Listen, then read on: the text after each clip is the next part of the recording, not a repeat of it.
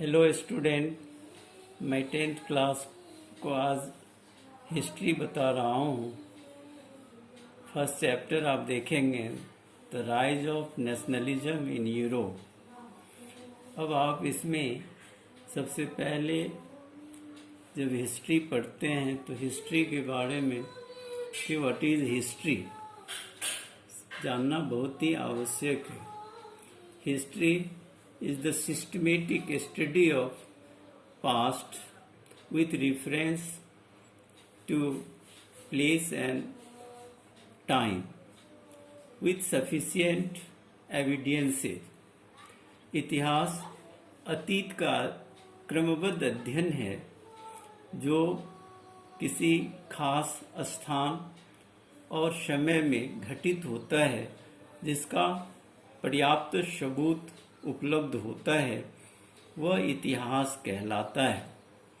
अब हम आज आपको उस अतीत और उस काल खंड और जगह के बारे में जानकारी देंगे जो पश्चिमी देश वेस्टर्न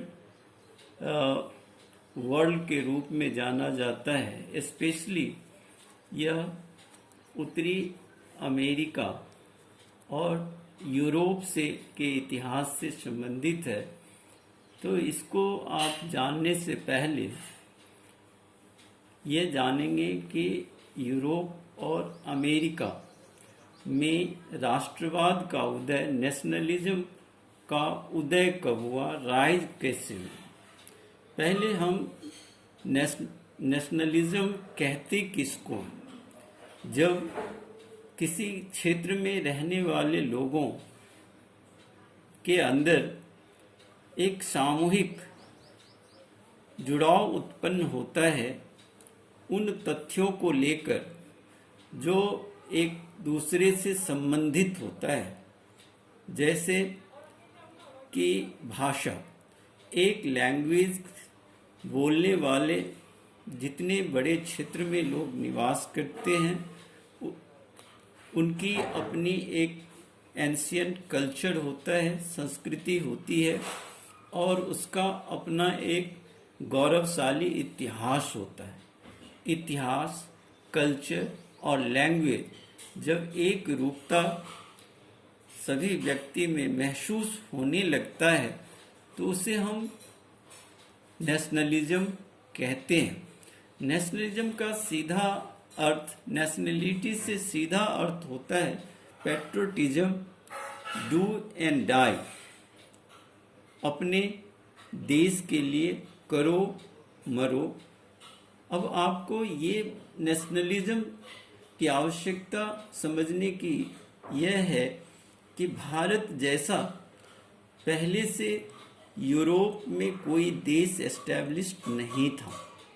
यूरोप में रोमन साम्राज्य के विघटन के बाद वहाँ 3 तरह की शासन प्रणाली, एक एरिस्टोक्रेटिक जिसको हम मोनार्की शासन प्रणाली कहते हैं, फिर हम देखते हैं कि ये मोनार्की शासन प्रणाली अलग अलग क्षत्रपों या एरिस्टोक्रेट्स के अंतर्गत विभाजित होता था। एक प्रदेश दूसरे प्रदेश पर अपनी शक्ति से आक्रमण करके बड़े बड़े भूखंड पर अधिकार स्थापित कर लिया था, जिसमें ओटोमन साम्राज्य भी था। या फिर हम देखेंगे कि पर्शिया का अधिकार बहुत बड़े भागों में था। तो वहाँ इम्पेरियलिज्म, साम्राज्यवादी शासन व्यवस्था में देश का अस्तित्व विलीन हो गया था। 1789 वह अस्मरणीय समय है यूरोप के लिए, जब यूरोप में सबसे पहले फ्रांस अपनी पहचान, एग्जिस्टेंस के लिए अपने देश की सीमाओं का निर्धारण करना शुरू किया। डेमोक्रेसी फॉर्मेशन की तरफ पहला कदम बढ़ाया। सॉवरेनिटी और मोनार्की के अंत लोगों में ह्यूमन राइट्स का अधिकार दिया। उस समय 1789 से पहले उत्तरी अमेरिका यूएसए में एक आज़ादी की लड़ाई लड़ी गई थी और अमेरिका जब कॉलोनियल गवर्नमेंट यूरोपियन देशों के अधिकार से मुक्त होने के लिए अपना संघर्ष किया और स्वतंत्रता, लिबर्टी और फ्रीडम प्राप्त किया, तो वहाँ एक न्यूयॉर्क शहर में एक स्टैच्यू का निर्माण किया गया।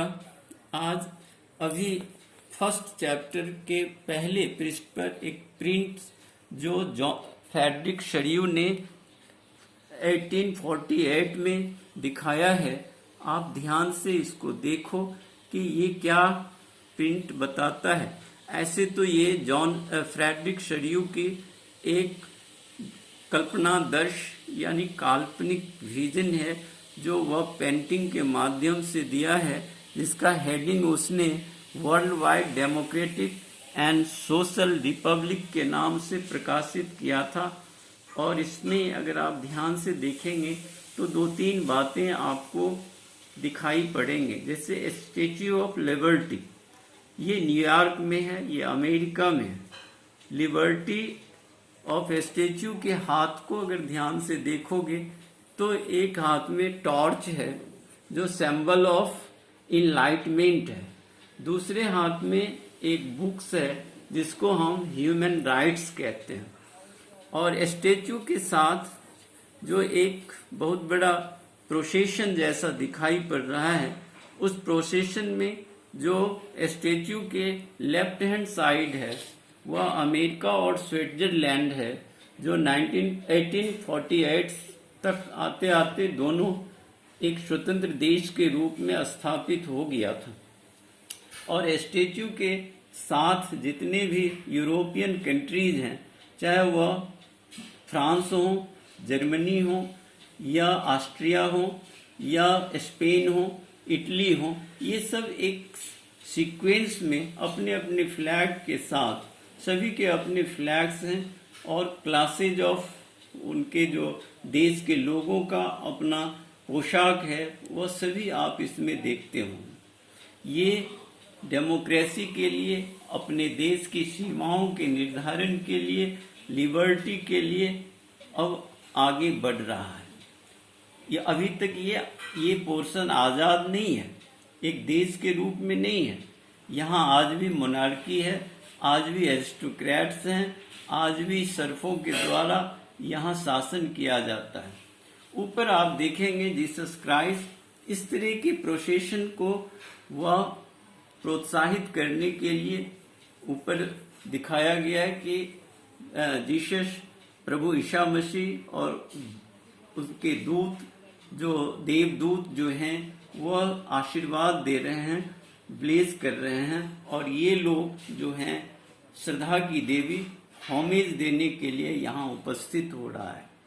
अब इसमें ये पोर्शन देख रहे हैं डिमोलिशन ऑफ द कैसल, वह मोनार्की शासन के विध्वंस का सबूत दिखा रहा है कि यूरोप के देशों में किस तरह से मोनार्की को लोग खत्म करके उसको डेमोक्रेसी के रूप में, सॉवरन स्टेट के रूप में, देश के रूप में स्थापित करना चाह रहा है।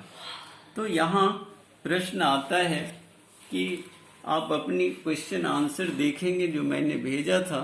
What is the idea behind the Frederick Shariew's written? What kind of message did it depict at that time? ये आइडिया जो फ्रेडरिक शरीयू की पेंटिंग्स में है, वो क्या आइडिया है, वह चित्र क्या आपको किस आदर्श की बात करता है। तो आप देखेंगे कि उनका आदर्श है, इस पेंटिंग में जो छुपा हुआ है वह है French artist visualise his dream, जिस ड्रीम उसका जो था उसको यूटोपिया कहते हैं, of a world makeup of democratic. अब दुनिया धीरे धीरे लोकतांत्रिक देश बनने जा रहा है। इट शोड दिखाता है man and women marching in a long Q, एक लंबी लाइन में स्वतंत्रता की देवी की को होमेज देने के लिए क्यू में खड़े हैं and offering homage to a statue of liberty. ये आप हमेशा याद रखिए कि स्वतंत्रता की देवी को आज भी यूरोप और अमेरिका में बड़ी श्रद्धा से देखी जाती है। उसके बाद मैंने कहा था what kind of message did it depicts at that time. अब देखेंगे अब इसकी जो message on the earth lead the shattered remains of the symbols of absolute institution। यही मोनार्की इंस्टीट्यूशन जो कैसल के रूप में था, जो बड़े बड़े राजमहलों में किलों में बंद था, वह अब धीरे धीरे समाप्त हो रहा है। Statue of liberty has a torch. Statue के एक हाथ में टॉर्च है, वह इनलाइटमेंट ज्ञान के प्रकाश and charter of the rights of the man. दूसरी हाथ में चार्टर है, घोषणा पत्र है, जिसमें मानव के अधिकार की बात बताई गई। अब देखेंगे कि नेक्स्ट जो टॉपिक्स हैं इसी का, the French revolution and the idea of the nation. मैंने कहा कि फ्रांस की क्रांति अपने राष्ट्र और डेमोक्रेसी के लिए सबसे पहले 1789 में स्टार्ट हुआ था मिडिल क्लास लोगों के द्वारा, और वहाँ नेशनल असेंबली की स्थापना हुई। तो एक संदेश पूरे दुनिया को मिला था फ्रीडम की, इक्वलिटी की, फ्रेटर्निटी बंधुत्व की, और तीसरा